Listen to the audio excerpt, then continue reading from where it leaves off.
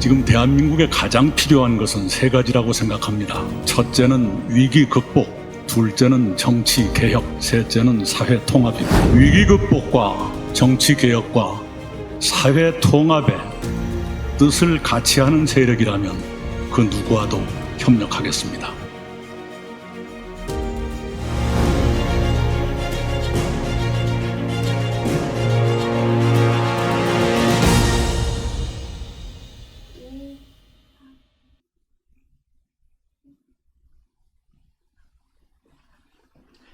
안녕하십니까. 저는 뉴스핌의 이재창 정치전문기자입니다. 오늘은 특별 인터뷰로 준비했습니다. 이낙연 전 총리님 모시고 조기 대선 전국과 한국 정치의 병폐, 그리고 여러 가지 문제점, 그리고 나갈 방향, 그리고 개헌 문제 등 다양한 전국 현안 문제에 대해서 좋은 말씀 들어보도록 하겠습니다. 이렇게 나와주셔서 감사합니다. 네, 총리님. 감사합니다. 요즘 화제가 된 그 총리님 유튜브 영상으로 얘기를 좀 시작해 보겠습니다. 이 총리님의 개헌연대 국민회의에서 한 연설이 담긴 유튜브 영상이 오늘 제가 들어오기 전에 보니까 113만을 돌파했습니다. 계속 뭐 이렇게 늘어나고 있는데요. 총리님도 놀라지 않으셨어요, 혹시? 놀랐어요. 바로 첫날 50만 명을 돌파하길래 이게 무슨 일인가 했죠. 굉장히 어리둥절했습니다. 제가 처음 한 얘기도 아니고 평소에 계속 해왔던 얘기인데 그것이 좀 정리돼서 알려지게 되니까 많은 관심을 받게 된 것 같아요. 네, 우리 국민들이 어떤 걱정, 어떤 목마름이 있길래 저같이 보잘것없는 연설에 이렇게 많이 관심을 보여주셨는지 감사하고 또 책임도 많이 느낍니다. 그날 뭐 연설에 보면 정치개혁, 그 다음에 이제 뭐 사회통합, 그리고 위기 극복 방안 뭐 이런 사실은 상식적인 그런 말씀을 하신 거였는데 네. 그 연설에 왜 그렇게 대중이 좀 열광했다고 보시는지 궁금하네요. 상식에 목말라 계셨던 것 아닌가 싶어요. 대중들이. 다들 느끼고 계시거든요. 그런데 현실 정치에서는 자기 쪽은 잘한다고 그러고 상대방만 욕하고 있잖아요. 국민들은 양쪽 다 큰일 났다고 생각하는데 정치에서는 그렇지 않거든요. 그런 뭐랄까요. 갭이랄까? 괴리가 있죠. 그 괴리를 제가 말씀드린 것이 많은 국민들의 관심을 끄는데 기여한 것 같아요. 뭐 위기 극복, 그다음에 정치 개혁, 그리고 사회 통합의 뜻을 같이 하는 사람들이라면 그 힘을 합하겠다, 협력할 수 있다. 이걸 뭐 이제 그 개헌 연대다 이렇게 이제 표현하는 사람도 있고요. 제3지대 연대다 이렇게 그런 걸 시사한 거다 이렇게 얘기하는데 그 총리님 어떤 뭐 특별한 구상을 가지고 계신지요? 제가 뭘 주문하기보다는 그날 이제 얘기를 했었지요. 위기 극복, 정치 개혁, 사회 통합 이 세 가지의 과제를 말씀드리면서 각 과제마다 두 가지씩의 구체적인 과제를 말씀드렸어요. 위기 극복에서는 첫째는 대미 관세 협상을 포함한 주변 4강국과의 관계 안정화, 그리고 또 하나가 사법부의 신뢰 제고, 신뢰 회복. 두 번째 정치 개혁은 개헌과 양당의 현재 행태에 대한 비판, 그걸 고쳐야 한다. 그리고 세 번째 사회 통합이 통합형 지도자가 필요하고 통합형 정치가 필요하다. 그런 얘기를 그 두 가지씩 주었는데 그런 데 대해서 구체적인 안을 가지고 얘기가 진행되길 바랍니다. 그냥 누구니까 도와달라, 누구 미우니까 도와달라 그런 식의 이합 집산에는 관심이 없습니다. 이재명 민주당 경선 후보도 강하게 비판하셨죠. 네. 방탄 외에 3년간 한 일이 뭐냐 이렇게 이제 강하게 비판하셨는데요. 예, 뭐 방탄 말고도 딴 것도 했겠죠. 그런데 방탄을 위해서 워낙 기상천외한 생각지도 못했던 일들을 하다 보니까 그것만이 국민들 기억에 남게 된 거잖아요. 한 세 가지를 말씀드리면 하나는 입법 폭주가 있어요. 예를 들면 허위사실 공표죄가 문제가 되니까 그건 뭐 선거법에서 빼버리자라든가 또는 배임죄를 없앤다거나 제3자 뇌물죄가 어떻다든가 이런 식의 그 과잉입법, 그리고 예산 삭감도 액수 자체는 다 삭감액이 다 해서 4조밖에 안 되니까 그것 가지고 규모 가지고 문제 삼는 것이 아니라 하필이면 대통령실, 검찰, 경찰, 감사원의 특활비, 특공비 이것만 전액 삭감. 굉장히 기분 나쁘게 하는 거잖아요. 일부러 의도했던 것처럼 그렇게 비친단 말이에요. 게다가 뭐니 해도 30번에 육박하는 탄핵의 시도. 이건 완전히 정부를 마비시키는 결과까지 가져올 수 있는 것 아닙니까? 그런 것이 워낙 강렬하게 인상에 남고 또 국민들의 우려를 자아내다 보니까 다른 것이 덮인 거지요. 그래서 탄핵 말고 국민을 위해서 한 일이 뭔지 스스로 설명해봐라 하는 질문을 했었죠. 대법원에서 이재명 우리 민주당 후보의 선거법 위반 혐의에 대해서 전원합의체 회부하자마자 회의를 계속 연이어서 지금 열고 있어요. 네. 그래서 이제 일각에서는 이 재판에 속도를 내는 거 아니냐 뭐 이런 얘기도 있는데요. 대법원 확정 판결이 그 전에 나올까요? 그리고 그게 대선에 어떤 영향을 미칠 거라고 생각하십니까? 제가 그 선거법 재판 2심에서 완전 무죄가 나온 뒤에 대법원이 전원 합의체에 회부하는 게 좋겠다. 그렇게 글을 쓴 적이 있어요. SNS에 발표했는데 그대로 됐습니다. 그래서 일부 네티즌들은 제 예언이 적중했다 그러는데 저 점쟁이는 아니고요. 이번 것을 어떻게 볼 것인가. 민주당에서는 조희대 대법원장께서 정치에 관여하려고 하느냐 이런 식으로 경계망을 치고 있죠.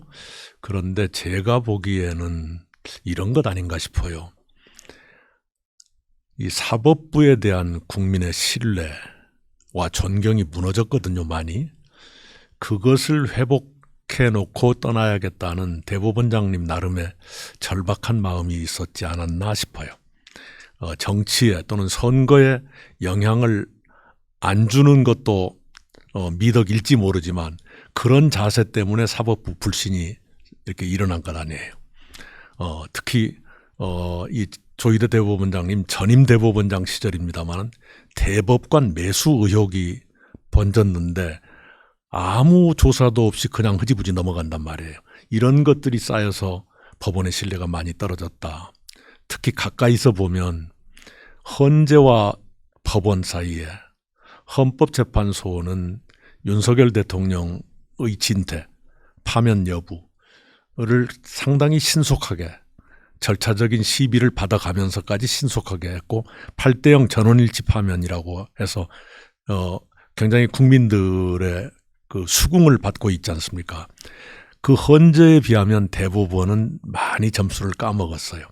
그동안에는 정치적 사건만 놓고 보면 헌법재판소는 윤석열 대통령 파면, 법원은 이재명 대표 심판 이런 일을 맡았다 그러면 법원 쪽은 도저히 진도가 나가지 않고 질척거리는 그리고 간간히 나오는 판결이 이상하다 이런 것들을 냈지 않습니까? 그래서 아마도 대법원장님 입장에서는 이 떨어진 사법부의 위상을 회복해 놓고 떠나야겠다 이 생각을 가졌지 않았나 싶어요.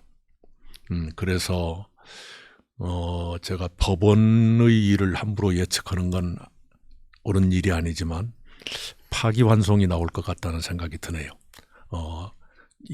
너무 늦기 전에. 파기환송이 만약에 나온다면 그게 뭐 선거에 좀 영향을 미칠까요? 여론에는 영향을 주겠죠. 그러나 그 출마 자격을 당장 빼앗는 것은 아니기 때문에 대법원으로서는 그 선으로 가지 않나 싶어요. 그런데 이제 고민이 있습니다. 파기환송이면 다시 고등법원 갔다가 다시 대법원까지 올라오잖아요. 그러면 대법원의 확정 판결이 나오기 전까지는 또 무죄 추정이라고 그럴 거란 말이에요. 이 무죄 추정 얘기가 나왔으니까 말인데 권력을 가진 사람들이 무죄 추정 말하는 거 좀 염치 없는 짓 아닌가요? 과거에는 기소만 돼도 무슨 출마를 못한다거나 1심 유죄 판결 받으면 출마를 못한다거나 이랬었어요. 그것이 그 당시에 무죄 추정을 몰라서 그랬겠습니까? 일반 국민들보다 더 높은 도덕성을 갖겠습니다. 이런 다짐만이었겠어요. 그런데 그냥 재판 마냥 미루면서 무죄 추정을 가지고 영업을 한단 말이에요. 그건 정말 염치 없는 짓이라 생각해요. 원래 무죄 추정이라는 것은 힘없고 약한 사람들을 보호하기 위한 장치인데 권력자들이 무죄 추정을 가지고 그 방탄을 삼으려고 그러는 건 거듭 말씀드리지만 모렴치한 짓이다. 그거 얘기하고 싶습니다. 이재명 민주당 후보가 실용주의를 강조했습니다. 어제 그제인가요? 그 정규재 전 한국경제신문 논설실장 등과 만나서 자기는 이제 대통령이 되면 이념에서 탈피하겠다 이런 말씀도 하셨고요. 그다음에 이제 뭐 진보 보수 가리지 않고 장관도 기용하겠다 이런 말씀도 하셨어요. 그거 어떻게 보세요? 그분의 말씀은 잘게 떼서 보면 다 그럴싸한데 모아서 보면 앞뒤가 안 맞아요. 예를 들면 친일파도 문제 삼지 않겠다고 했는데 불과 며칠 전까지만 해도 헌법재판관들 누구누구 을사오적되지 마라. 또 조금 마음에 안 들면 이완용이다. 이렇게 몰아가고 있잖아요. 그런 사람들이 또 친일파 문제 삼지 않겠다 그러면 어느 쪽 말을 믿어야 되는 것이냐. 그런 의문이 생기는 것이고요. 그리고 또 하나 민주당 내의 극좌 세력을 공천으로 다 정리했다 이런 비슷한 말을 했다는 건데 그건 또 무슨 얘기인지 모르겠어요. 오히려 그 비명 행사한 사람들이 더 합리적이고 중도적일 겁니다. 그런데 그걸 그렇게 이렇게 전도시키잖아요. 뒤집어 버리잖아요. 안타깝죠. 그렇게 세금은 깎아주겠다 그러면서 돈은 많이 풀겠다고 말한다든가 이게 앞뒤가 안 맞는 얘기거든요. 네. 그 뭐 오늘 뉴스 보니까 네. 문재인 전 대통령이 기소됐어요. 뭐 네. 저도 이제 방금 알았는데 어떻게 생각하세요? 안타깝지요. 이제 저는 결백하시리라 믿지만 꽤 오래된 일이 이제 하나씩 뭐 진행되는 것 같은 느낌이 듭니다만은 현행 헌법 생긴 뒤로 8명의 대통령이 있었거든요. 8명 중에 4명이 감옥 갔고요. 2명은 아들이 감옥 갔고요. 한 분은 퇴임 후에 검찰 수사를 받다가 극단적인 선택을 하셨고 그런 불행한 일을 겪지 않은 단 한 분의 대통령이 문재인 대통령이었는데 그분마저 이렇게 되는 게 굉장히 안타깝다. 이런 생각이 듭니다.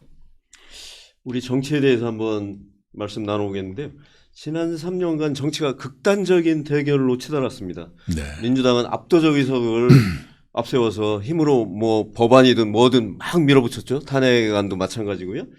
여권은 뭐 무기력한 여권은 이제 대통령 거부권으로 이제 맞서는 이런 상황이 계속됐어요. 악순환이죠. 네. 이런 대결 정치가 결국은 이제 대통령 비상계엄이라는 어처구니 없는 결과 그리고 이제 대통령 탄핵이라는 그 비극적인 결과로 이제 막을 내리는 네. 이런 상황으로 끝났는데 참 안타깝습니다. 그렇죠. 쉬지 않고 윤석열 대통령을 압박했죠. 거대 야당이. 그 방법은 제가 아까 말씀드린 대로 과잉입법, 또 무리한 예산 삭감, 또 줄탄핵 이런 것 등등으로 쉬지 않고 압박을 했는데 그런다고 해서 계엄으로 대처한 것은 그분의 미숙함이고 어리석음이지요. 대통령도 뭔가 망상에 사로잡힌 나머지 오판을 한 걸로 보이는데요. 하여튼 그 결과를 놓고 보면 이런 사태, 불행한 사태가 왔어요. 간단히 한마디로 정리하자면 국민적 정당성을 가진 두 권력기관이 충돌한 거죠. 국회도 국민이 투표로 뽑은 거고 대통령도 국민이 투표로 뽑은 건데 둘이서 마주 달리는 기차처럼 충돌을 해가지고 이런 파멸이 온 거지요. 이것을 빨리 극복하기 위해서 저는 개헌을 주장했습니다마는 민주당에서 개헌 못하겠다 그러면 이런 상태를 계속 끌고 가자는 얘기예요. 잘못하면 공수만 바뀐 내전 상태가 계속될 수도 있다. 그런 얘기 아니겠어요. 그런 불행이 뻔히 보이는데도 이대로 가자는 건 불을 보고 덤벼드는 불나방 같은 어리석은 처사지요. 그래서 우리 이 기회에 말씀드리면 그런 불행을 끊기 위해서라도 개헌과 새로운 체제의 도입이 필요하다. 그 말씀을 드립니다. 지금 대선전이 한창입니다. 민주당은 뭐 이재명 경선 후보가 거의 뭐 90% 안팎의 그 득표율로 사실상 후보 확정 수순으로 들어가는 거 아닌가 뭐 이런 느낌이고요. 국민의힘은 이제 4강이 결정된 상황인데 당내 일각에서는 한덕수 대통령 권한대행 출마해야 된다 뭐 이런 얘기가 나오고 있어요. 이게 뭐 그 민주당이든 국민의힘이든 이게 정상적이지는 않지 않습니까? 저도 30년 뭐 넘게 정치 부기자 하지만 이런 모습 처음 보는 것 같아요. 양당이 모두 굉장히 병적인 게요. 좀 과장되게 비판을 하겠습니다. 양쪽 다 사교하고 관계돼요. 국민의힘은 사교 클럽 맞고요. 민주당은 사교 집단 같아요. 그 사교의 한문이 틀릴 겁니다. 요컨대 국민의힘은 뭐 결연함이나 절박함이 보이질 않아요. 그냥 정치 자영업자들 그때그때 생계나 웰빙을 위해서 보따리 싸가지고 왔다가 때 되면 돌아가는 그런 식의 그런가 하면 민주당은 일반 대중의 생각이나 감각과는 동떨어진 자기들만의 성에 갇혀서 희한한 짓들을 하고 있잖아요. 그런 것이 계속되면 불행은 계속될 것이고 대한민국은 침몰할 거예요. 이번에 대선을 기해서 우리 국민들께서 혁명적인 결심을 좀 해주셨으면 좋겠어요. 어떤 분들은 그걸 중도혁명이라고 표현하던데요. 이름이 뭐든 간에 극단을 배제하고자 하는 혁명이 있었으면 좋겠어요. 우리 주민 혹시 뭐 대선에서 그런 역할을 하실 생각이 있습니까? 예, 뭔가 국가의 보탬이 되길 바랍니다. 개인적으로야 그냥 이제 놀아도 좋은 나이가 됐다고 생각합니다마는 국가의 혜택을 많이 받은 사람으로서 이런 위기를 보고도 외면하고 혼자 안일함을 추구한다 그러면 그건 도리가 아닌 것 같아서 뭔가 국가의 보탬이 되는 일을 하고 싶다 이렇게 생각합니다. 뭐 지금도 계속 말씀하시지만 정치가 문제인 것 같습니다. 국가적 위기의 가장 큰 원인 중 하나가 이제 파탄난 정치가 아닐까 싶은데요. 근본 원인은 뭐라고 보십니까? 네, 우선 최근에 올해 들어서 국제적인 평가가 이렇게 나왔어요. 미국의 포브스가 세계 각국의 국력 평가를 했는데 대한민국이 6등으로 나왔거든요.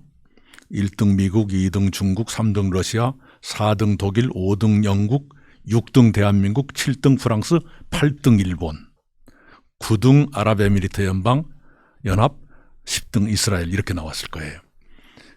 그건 해방 이후 80년 동안 온 국민들이 피땀 흘려서 이룩한 아주 금자탑 같은 우리의 성취죠. 그런데 영국의 EIU 이코노미스트 산하기관이에요. 거기가 해마다 각국의 민주주의 수준을 평가하는데 문재인 정부 후반기에 우리가 완전한 민주주의라고 평가받았는데 이번에는 결함 있는 민주주의 이렇게 평가받았어요. 그 당시에 문재인 정부 후반기에는 아시아에서 대한민국 민주주의 수준이 1등으로 뽑았는데 지금은 일본이나 대만한테도 밀리는 걸로 나옵니다. 또 하나가 스웨덴 에테보리 대학 산하에 민주주의 다양성 연구소가 각국의 민주주의 이걸 평가를 했는데 대한민국은 독재가 진행되는 나라로 분류해놨어요. 이걸 다 합치면 뭐냐 그러면 국력은 세계 6인데 민주주의도 뭐 떨어지고 독재가 진행된다. 이 얘기는 지난 80년 동안 국민들이 피땀 흘려서 이룩한 이 성취를 정치가 허물어뜨리고 있다. 그 얘기가 되겠죠. 작년 가을에 노벨 경제학상을 받으신 공동수상에서 3명, 그 중에 한 분, 데런 에스모글루, 이분이 한국을 잘 아는 분이세요. 그리고 노벨 경제학상을 받게 한 공저, 같이 쓴 책, 거기에도 한국 얘기가 많이 나와요. 그분이 이랬어요. 한국의 가장 큰 문제는 양대 정당이다. 도무지 타협할 줄 모르고 극단으로 가고. 네. 왜 그러냐 그러면 양당 모두 어느 조직이나 강경파와 온건파가 있게 마련인데 둘이 섞어 놓으면 강경파가 이겨요. 그 양쪽 다 강경파가 이기다 보니까 강대강의 충돌만 생기잖아요. 그래서 이걸 정치인들의 각성으로 이걸 개선한다는 건 그건 백일몽 같은 꿈 같은 얘기일 거고요. 다당제로 가야 됩니다. 그래서 어느 쪽이든 마음대로 못하고 제3세력, 제4세력의 동의를 얻어야만 정치가 이루어지게끔 하면 좀 극단 대결의 정치는 끝날 수 있을 거예요. 우리 일로 삼김 시대, 그게 13대 국회일 겁니다. 88년. 예. 네. 그 4당 체제였는데 그때가 안건 합의 처리 비율이 가장 높았어요. 김재순 국회의장이 야 이것은 황금 분할이다 이렇게 표현할 정도였거든요. 안철수 씨 국민의당에 있었을 때 3당 체제, 그때도 합의 처리 비율이 높았어요. 그런데 이제 양당 체제가 되고 어느 한쪽이 지나칠 만큼 거대한 의석을 갖게 되면 힘을 주체를 못하고 힘을 써요. 그러다 보니까 날치기가 나오고 무리한 법이 나오고, 그래 정부는 또 거부권으로 대응하고, 거부권이 30번이 넘었을 겁니다. 이게 말이 안 되죠. 네. 한때 안철수 의원이 주도한 뭐 국민의당이라는 게 있었잖아요. 거기가 의석 40여 석 가까이 좀 네. 얻은 적 있죠. 호남에서 네. 돌풍도 일으켰고요. 그렇습니다. 그래서 제3세력의 뭐 중심으로 이렇게 네. 우뚝 섰던 적이 있는데 네. 그때 이제 총리님 말씀 들어보면 안건 처리 비율 이런 것도 높았다고 그러는데 네. 국민들이 왜 이렇게 양당에 집착을 했을까요?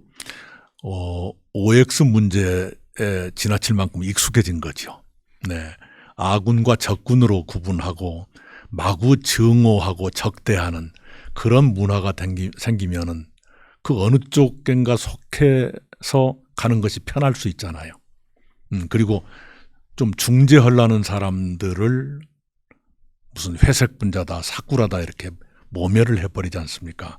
그러면 대한민국 정치는 영원히 타협도 없고 그냥 강대강의 대결만 생긴다는 얘기인데, 그 점에서는 우리 언론이나 우리 국민들도 조금 생각을 바꾸실 필요가 있습니다.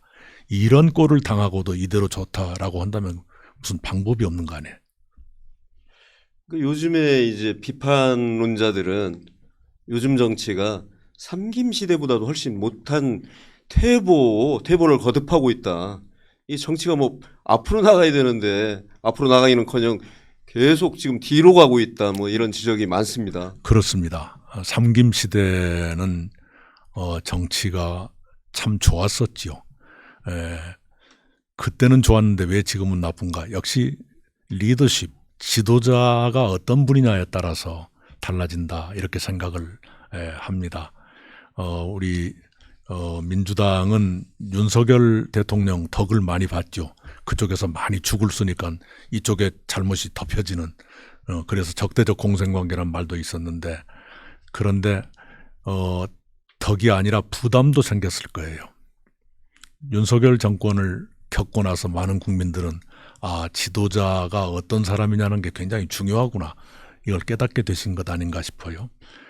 제가 최근에 그런 말을 하는데요. 어떤 친구가 저한테 해준 소리예요. 대한민국이 제대로 되려면 보수는 보수해야 되고 진보는 진보해야 된다. 그 말을 하더라고요. 무슨 얘기냐 그러면 보수라는 게 지키는 건데 과거에 좋았던 것도 지키지 못하고 모두 파괴해서 지금은 아무것도 남아있지 않다. 오히려 나쁜 것만 더 특세하고 있다. 그래서 보수는 전통적으로 지켜왔던 그 가치, 이런 걸 지켜라. 그게 보수고, 진보는 그들이 먼저 진보하는 게 아니라 그들이 퇴보하고 있지 않냐. 당신들부터 진보해봐라. 그 얘기입니다. 그래서 싹 그럴싸한 말이다 하고 생각을 했어요. 제가 언젠가 4선, 5선 그 중진 의원들께 뭐 보수 쪽이죠. 보수의 가치가 뭡니까? 답을 못 해요. 그래서 보수의 가치를 모르는 분들이 그 보수 세력의 중심에 있으니 보수의 가치가 지켜질까 이런 생각을 좀 한 적이 있습니다. 그렇죠. 사실. 그렇죠. 보수는 품격, 신뢰 이런 것이겠죠. 미국에서 재밌는 조사가 한 번 있었어요. 길을 걸어가는데 어떤 그 어려운 사람이 도움을 청한다. 그 사람을 보수가 더 잘 도울까 진보가 더 잘 도울까 이런 조사를 했는데 보수가 더 잘 도운다라는 조사 결과가 나왔어요. 저는 뜻밖이라고 생각했는데 그 조사 결과에 대한 해설을 보면 진보는 아니 이렇게 가난한 거린들 돕는 것은 국가가 할 일이지 왜 내가 하냐라고 생각하고 보수는 이건 개인의 문제다 내가 돕겠다 이렇게 한다는 거예요. 뭐든지 좋습니다. 좋았던 것은 지키고 퇴행적인 것은 시정하고 이래야 발전이 있을 텐데 그냥 눈앞의 이익에만 매몰되고 특히 선거에 뭐가 더 이익이냐 이것만 생각하다 보면 한없이 상대 측을 적대하고 증오하고 모멸하고 이런 유혹을 떨칠 수가 없을 거예요.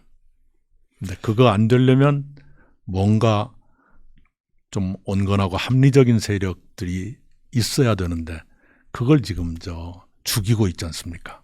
네. 보수의 가치는 이제 자유고 진보의 가치가 이제 평등이고 그렇다 흔히 보니까 그렇죠. 네. 그 자유시장 경제, 그다음에 이제 그 선택적 복지, 그다음에 그 능력에 따른 기회 평등 뭐 이런 게 이제 보수가 추구하는 방향이고 네. 진보 같은 경우 평등이다 보니까 경제 민주화, 그다음에 뭐 보편적 복지, 네. 그다음에 이제 평준화 교육, 그래서 이제 뭐 국제고 뭐 이런 거 다 없애야 된다 이제 이런 논리잖아요. 그런데 전체적으로 보면 보수는 그런 자유의 가치를 좀 많이 망각한 게 아닌가 이런 생각이 들고요. 그리고 이제 정치가 올바로 굴러가려면 양날개가 이제 네. 온전해야지 나를 수 있는 건데 그러니까 뭐 한쪽 날개가 이제 망가지고 예. 그러면 다른 쪽 날개가 온전하게 가지 않고 그 결국은 이제 그쪽 날개도 망가져서 양날개가 다 망가지니까 그렇죠. 파탄 나는 거지 않습니까? 네, 그렇죠. 지금 우리 정치가 그런 거 아닌가라는 생각이 드는데 총님 어떠세요? 맞아요. 사실은 이제 자유 말씀을 하셨는데 윤석열 전 대통령이 자유를 무지하게 여러 번 외쳤지요. 그런데 외치기만 했지 실력이 뒷받침되지 않으니까 공허하게 끝나버린 거죠. 공연히 이념 전쟁만 불러일으키다가 끝나버린 것 아닙니까? 그래서 보수건 진보건 대단히 죄송한 얘기지만 공부 좀 해야 돼요. 네. 총님 요즘 술 드세요? 한 9개월 정도 됐습니다. 전혀 한 방울도 안 한 지가. 근데 왜 끊으셨어요? 건강상의 이유인데요. 제가 술 안 마시니까 국가 경제가 더 나빠진 것 같아요. 그러니까요. 그래서 내수가 좀 침체가 온 것 같은데. 그러게요. 제가 2년 7개월 13일 국무총리 하면서 끝날 때쯤 막걸리 협회 감사패를 받았잖아요. 막걸리 드셔야 되는 거 아니에요, 그러면? 그런데 이제 밖에 나가서 자기 돈 내고 먹는 것은 통계로 안 잡히는데 총리 공관에서 예산으로 막걸리를 사오는 것은 통계에 다 잡히거든요. 통계에 잡힌 것만 보니까 막걸리를 2년 7개월 동안 99종류 6,971병을 마셨더라고요. 그럼 행사에 다 이제 그렇습니다. 그래가지고 그 업계에서는 굉장히 초기부터 유명해졌어요. 왜냐 그러면 한꺼번에 수십 병씩 사가는 건 영업소 아니면 없거든요. 그런데 어떤 영업도 아닌 사람이 갑자기 많이 사가니까 그때부터 주목받았던 것 같아요. 제가 왜 이 질문을 드렸냐면 요즘 정치인들은요 여야 국회의원들이 밥도 같이 안 먹는답니다. 네, 뭐 네. 술은 고사하고 네. 밥도 같이 안 먹는데. 네. 그러니 정치가 풀리겠습니까? 그리고 뭐 일각에서는 같은 당에 있어도 계파가 다르면요 밥도 안 먹는데요. 네. 같은 자리에 있으면 거북하다고. 네. 왜 정치가 망가지는지 뭐 그냥 단적으로 보여주는 사례 아닌가 그렇습니다. 싶어요. 그렇습니다. 제가 초선 재선 할 그 무렵만 해도 야간 국회, 국정감사가 특히 야간에 많은데요. 그게 끝나면 밤 10시든 또는 11시든 한 잔씩 하고 헤어지거든요. 그냥 3, 4, 5 이렇게 어울릴 수 있는 사람이 어울리는데 당과 관계없이 제일 선배가 술값 내주고요. 그리고 칭찬도 해주고 이 의원 오늘 좋았어. 뭐 이렇게 해주면 그렇게 좋잖아요. 그런 일들이 있었는데 지금 이렇게 된 거 참 안타깝지요. 참 안타깝죠. 이게 상당히 태행전 문화 같아요. 이게 대화 타협은커녕 저 밥도 같이 안 먹으니 뭐 제가 총리할 때 이 야당 지금의 국민의힘이죠. 야당이나 여당이나 원내대표의 임기가 1년이라서 원내대표가 바뀌면 그 원내 부대표들도 바뀌어가지고 10몇 명씩의 그 단체가 생기잖아요. 민주당은 제가 초청하면 다 오셨는데 국민의힘은요 2년 7개월 동안 원내대표가 3분 나왔어요. 김성태 원내대표만 저의 초청에 응해주고 나머지 2분 얘기할까요? 나경원, 정우택 원내대표는 거절해버리더라고요. 뭐 이유가 뭐였어요? 뭐 이유도 없어요. 그냥 그 저녁 먹고 막걸리 한 잔 마시면서 잘 부탁합니다. 이 얘기를 하려고 그러는데 안 돼요. 그게 그렇게 힘든 걸까요? 이런 태행적 문화를 바꾸지 않으면 사실 그 정치개혁이라는 게 너무 공허한 그렇지. 얘기가 될 것 같아요. 이것도 못 하는데 밥도 못 먹는데 무슨 뭐 저 쟁점 현안에 대해서 절충하고 타협이 되겠어요. 이거 어떻게 바꿔야 돼요? 이게 지금 양당제인데요. 저는 4당 체제쯤 됐으면 좋겠어요. 보수도 온건파 정당이 생기고 진보도 합리적인 정당이 생기고 그래가지고 좀 그런 완충지대가 있으면 좀 나아질 것 같다 생각하고요. 이게 왜 총리가 저녁 먹자는데도 안 오는가 그런 것을 죄악시하는 문화가 있어요.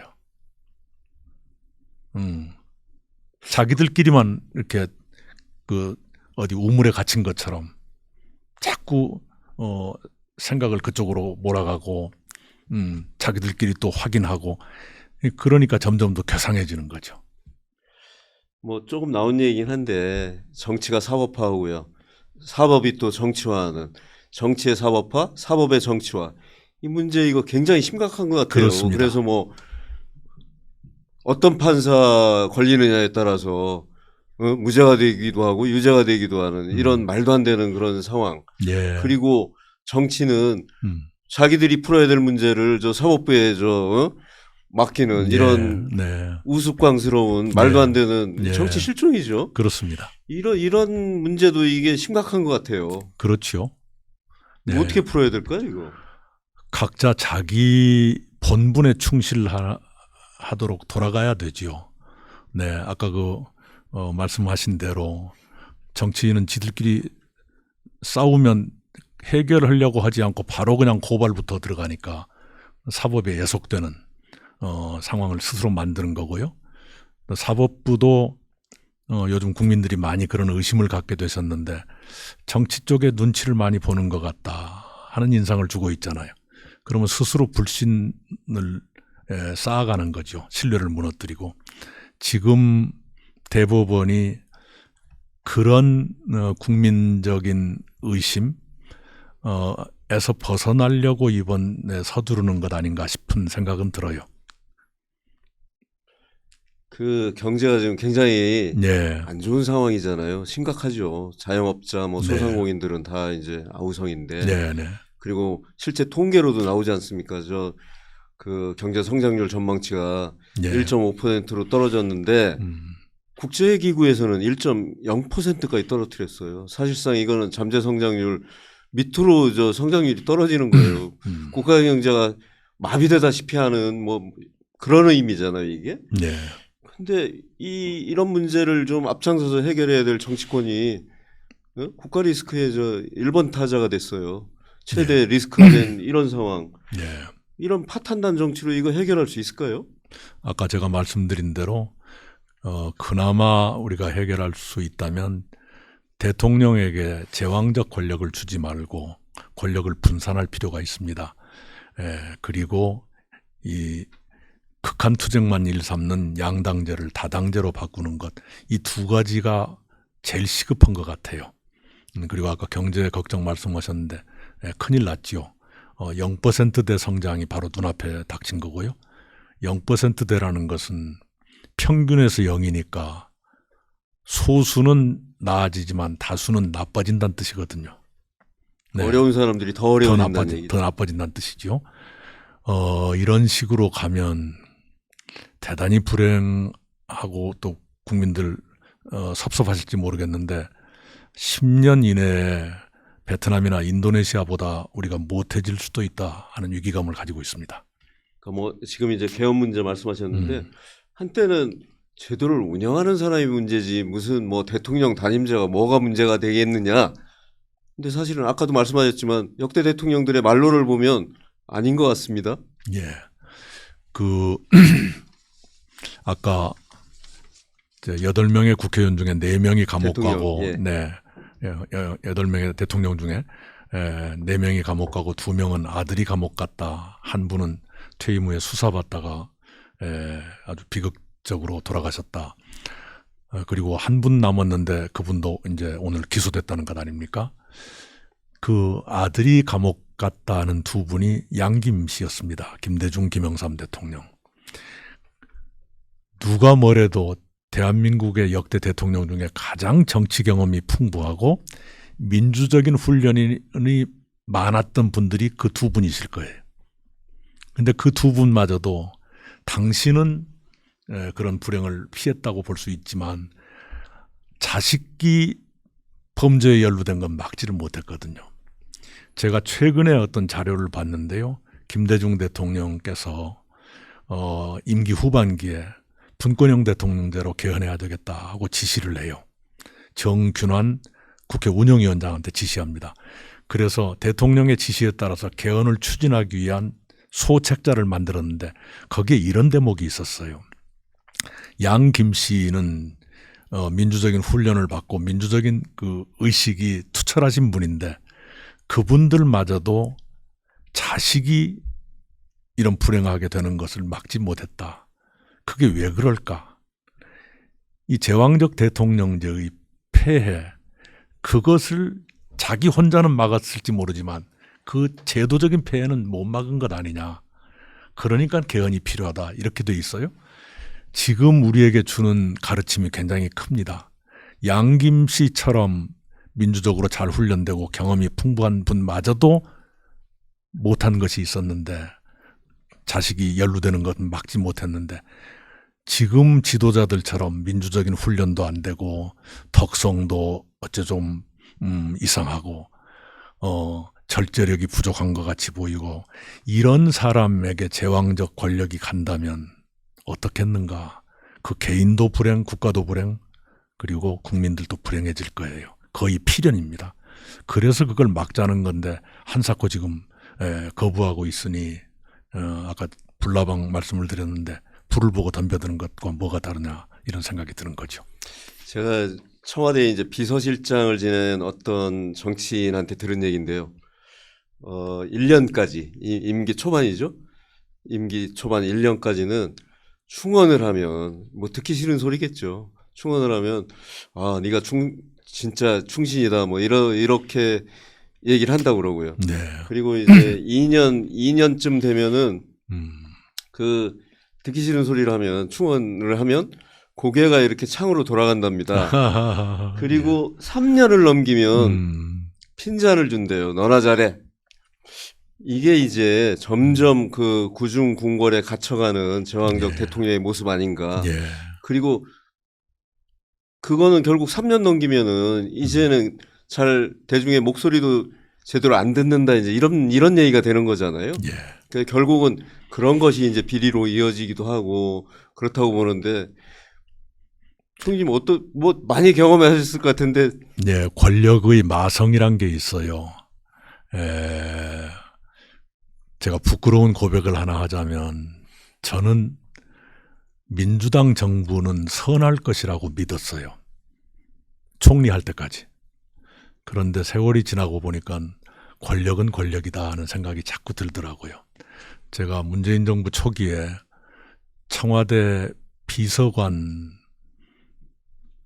행정관 수십 명을 한번 초청해서 저녁을 같이 먹은 적이 있었는데 그 자리에서 제가 그 말씀을 했어요. 내가 기자도 오래 했고 정치도 꽤 했는데 여러분을 보니 권력의 냄새가 나지 않아서 좋다. 네, 그런 칭찬을 해드렸거든요. 그런데 나중에 보니까 꼭 그렇지만도 않았던 것 같아요. 굉장히 자계라는 단어가 있죠. 자기 스스로를 경계하는 그런 자세를 갖춰야 됩니다. 권력이라는 것은 그 누구도 놔주질 않아요. 악마의 유혹 같은 게 있거든요. 거기에 넘어가면 파탄이 오는 거죠. 그 개헌이 뭐 말씀하신 것처럼 사실 키를 쥐고 있는 이재명 경선 후보가 수용하지 않으면 사실은 뭐 어렵죠. 다수가 뭐 찬성한다 해도 결국 키를 쥔 사람이 그걸 용인하지 않으면 받아들이지 않으면 이제 어려운데 총리님이 생각하는 그런 뭐 개헌 구상은 어떤 건가요? 네, 그래서 요즘에 개헌 연대라는 걸 얘기하고 있습니다. 거기 시작부터 의결 정족수를 다 채워가지고 시작할 수는 없는 거 아니에요. 그래, 의회에서 국회에서는 소수이더라도 뜻을 같이 하는 사람들이 연대해서 개헌을 하는 것이 국가를 위해서 필요하고요. 그리고 민주당도 지금처럼 영원히 그러지는 않을 거라고 봐요. 네, 그 시점이 언제냐 하는 것은 이제 가봐야 알겠지만, 네. 하여튼 뭐 비상계엄 그리고 이제 탄핵 아주 이런 어처구니 없는 그런 상황으로 인해서 네. 국론이 많이 지금 분열돼 있지 않습니까? 네, 뭐 네, 사분오열돼 있죠. 네, 네. 국민 통합이 그 어느 때보다는 이제 시급한 과제가 돼 있는데 네, 이게 쉽지 않은 것 같습니다. 정치권은 오히려 갈등을 부추기는 이런 상황이고요. 예, 그 총리님의 해법을 듣고 싶습니다. 예, 여러 가지가 있지만 정치의 책임이 가장 크다고 보면 제가 17일 연설에서도 말씀하신 바와 같이 이번에 통합형 지도자가 나왔으면 좋겠다 싶어요. 지금까지 내전의 당사자였던 그 세력이 공격과 수비만 바꿔서 계속 권력을 주거니 받거니 한다면 이 내전은 끝나지 않을 겁니다. 그래서 이번만이라도 통합형 지도자를 뽑고 그리고 대연정을 꾸려서 개헌도 하고 그래서 3년 이내에 물러나겠다. 그 다음에는 이제 정상적인 체제로 가자. 그런 것이 좋을 것 같고요. 그 다음에 통합형 정치도 필요한데 역시 다당제입니다. 그리고 지금 이번에 국힘도 탄핵을 놓고 양분됐잖아요. 아직도 좀 남아있는 것 같은데요. 그런데 지금 민주당은 조금 목소리를 높이는 사람들은 이재명 대표 칭송하는 분들이고요. 이건 좀 아닌데 싶은 사람들은 전부 입 다물고 있잖아요. 양쪽 모두 그런 상태라면 언젠가는 좀 갈라지는 게 차라리 낫지 않는가. 그래서 극단 세력과는 좀 선을 그어 놓는 것이 정치의 파탄을 막는 길 아닐까 싶어요. 뭐 제3지대에서 좀 합리적인 중도가 좀 모이는 뭐 이런 게 필요하다는 말씀인 것 같은데요. 독일을 보면 이렇죠. 유럽 여러 나라의 극우 정당이 선풍이에요. 최소한 제2당, 네덜란드는 제1당이 됐죠. 극우 정당이. 독일에도 극우 정당이 있는데 독일이 다른 유럽 국가와는 비교되는 것이 뭐냐 그러면 극단 세력이 있긴 있으되 독일은 양쪽의 극단 세력, 특히 오른쪽입니다만 그분들이 변방화, 소수화되어 있거든요.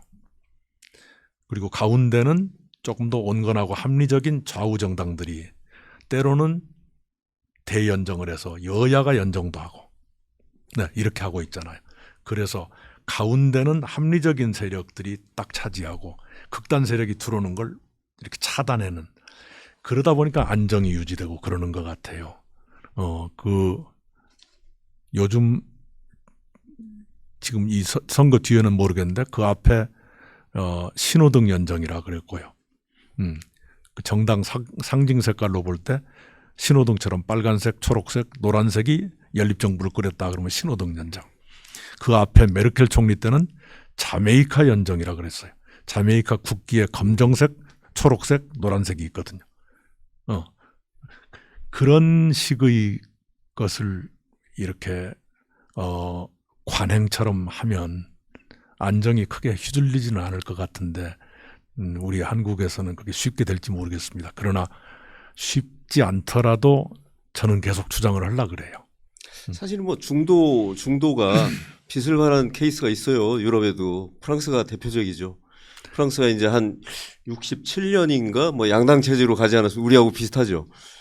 그 프랑스의 사회당과 이제 공화당 양당 체제가 한 67년 이렇게 지속되다가 지금은 뭐 마크롱 대통령이 이제 그 영원한 전진당이라는 걸 만들면서 뭐 연합 세력이지만 그걸 만들면서 공화당이 거의 소수당화 돼 있지 않습니까? 그러니까 그 마크롱 대통령이 내세운 게 국민을 위한 중도예요. 네, 그게 이제 약간 역사적인 배경이 있는데요. 유럽에서 이른바 제3의 길이 선풍을 일으키던 때가 있었습니다. 영국의 토니 블레어, 독일의 슈레더 이런 분들이 좌파지만 합리적인 것을 받아들이는, 슈레더 총리는 노동개혁까지 하다가 자기가 권력을 잃을 정도가 됐잖아요. 그런데 프랑스는 제3의 길을 거부했어요. 미테랑 대통령이 계속 갔거든요. 그러다 보니까 모순이 더 누적된 거죠. 바로 그런 배경 때문에 극중주의, 극도로 중도적인 그게 마크롱인데요. 그게 들어오게 된 거죠. 역사적인 그런 뭐랄까 작용 반작용이 있었달까요. 네. 총리님 뭐 대표적으로 이제 중진 국회의원 출신의 광역단체장 대표, 뭐 여당 대표, 당 대표, 그다음에 총리까지 이제 역임하신 경륜의 정치인입니다. 그 총리님의 정치 신념 그리고 앞으로의 비전 뭐 이런 거 한번 듣고 싶은데요. 정치는 주로 정책으로 이루어지죠. 그래서 세상을 발전시키는 또 국민의 행복을 증진하는 정책을 쉬지 않고 내고 실행해야 되지요. 그것뿐만은 아닙니다. 정치인이라는 건 그런 공적인 영역이 아니더라도 사적인 영역에서 내 일거수일투족, 내 머리부터 발끝까지가 항상 국민에게 노출되거든요. 그리고 국민들은 그걸 보면서 판단을 해요. 그래서 정치인들이 평소에 언동, 몸가짐 이런 것을 잘 해야 됩니다. 국민들께 너무 큰 영향을 주기 때문에 그런 생각을 갖고 있죠. 마지막 질문인데요. 아까 이제 대선전에서 총리님 어떤 역할을 좀 하고 싶다 이렇게 말씀하셨는데 역할이라는 게 대선 출마 뭐 이런 게 되지 않을까 싶은데 단도직입적으로 한번 여쭤보겠습니다. 예, 저희 거취를 여기서 발표하면 우리 국민들한테 신뢰가 될 것 같고요. 분명한 것은 몇 가지 선택지를 놓고 어느 것이 이 시점에 국가에 더 보탬이 될까 그걸 판단해서 늦기 전에 결정을 하겠습니다. 출마를 하건 아니면 누군가를 돕건 아니면 그것도 하지 않건 그 몇 가지 중에서 잘 선택을 하겠습니다. 총리님 오늘 장시간 네. 이렇게 시간 내주셔서 감사합니다. 감사합니다. 뭐 여러 가지 전국 현안 그리고 이제 한국 정치의 문제점 그리고 이제 개헌 문제 그리고 위기 극복 방안 뭐 여러 가지에 대해서 총리님 고견 주셔서 감사합니다. 뭐 한 50분 정도 했는데요. 이걸로 끝마치겠습니다. 네, 네, 감사합니다. 아이고 감사합니다. 감사합니다. 지금 대한민국에 가장 필요한 것은 세 가지라고 생각합니다. 첫째는 위기 극복, 둘째는 정치 개혁, 셋째는 사회 통합입니다. 위기 극복과 정치 개혁과 사회 통합의 뜻을 같이 하는 세력이라면 그 누구와도 협력하겠습니다.